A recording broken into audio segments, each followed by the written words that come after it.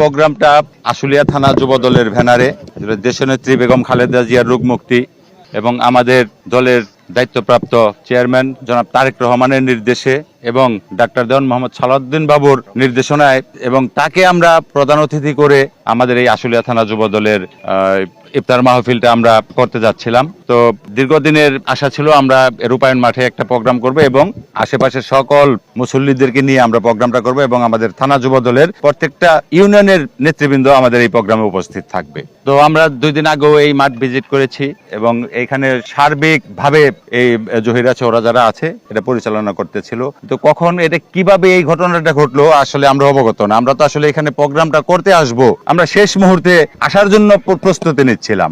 আসলে কি ঘটছে এখনো যেহেতু নিজ চোখে দেখি নাই, আর আপনারা দেখলেন মাত্র এসে পৌঁছালাম। আমরা এটাকে আগে তদন্ত করব, দেখব, দেন আমরা ব্যবস্থা নিব।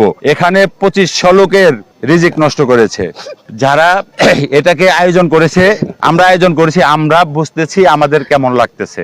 শেখ তারেক রহমানের নির্দেশনা অমান্য করেছে, খালেদা জিয়ার জন্য দোয়া মাহফিল নস্যাৎ করেছে। যারা করেছে আমার সন্দেহ তারা আসলে কোন দলের আওতাভুক্ত এই বিষয়টা আমাদের দেখার আছে।